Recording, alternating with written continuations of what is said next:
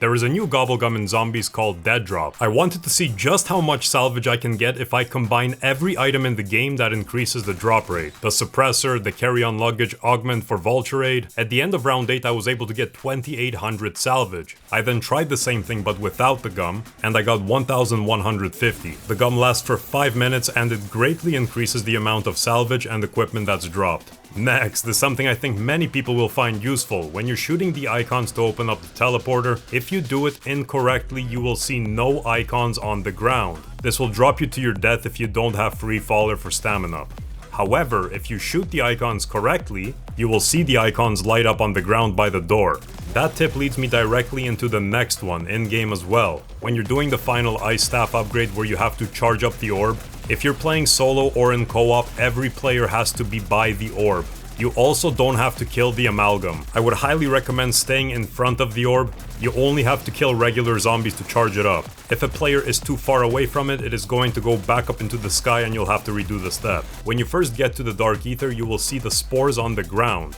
These will change color every 1 to 2 rounds, whether you're inside or outside the Dark Ether. Do this at the start as early as you can. If you go up to the purple ones, melee them a few times, a few glowing fairies will spawn. They'll be gold or purple. It is very easy to farm, you can save a lot of money on perks. They also drop kill streaks and purple rarity weapons. This next tip is something I've seen recently, and I thought it would help you out. You can now track camos and challenges. If you go over to the weapon and the camo you're working towards, you can press the button to track it, and this works with calling cards as well. Then when you're inside a game and you press pause, on the pause menu you can see a couple categories. When you go to the right, you'll be able to see your camo challenge, and if you go right again, you can see the calling cards.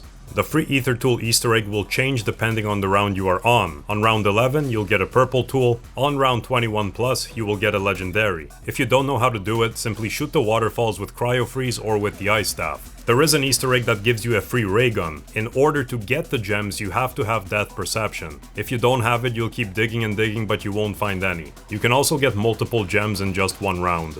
Next up is a very easy trick that will give you 4 times the points instead of 2. In the Dark Ether, wait until you get a double points power up, then make your way over here and shoot the double points logo just on top here. It will stack the double points effect, giving you 4 times the points. This is a very easy way to get up to 10,000 in just one go.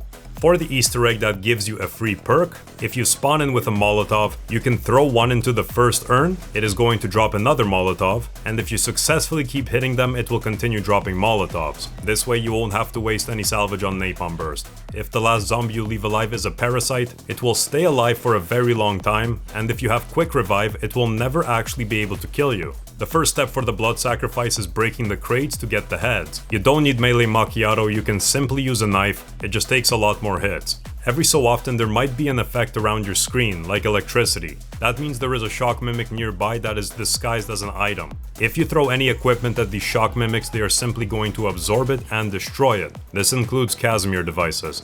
The dig sites around the map can drop rare weapons, and you can also get perks from them. Last but not least, I would highly recommend doing SAM trials just to get salvage in the low rounds. Thank you very much for watching. If you enjoyed the video, consider subscribing before you go. Peace.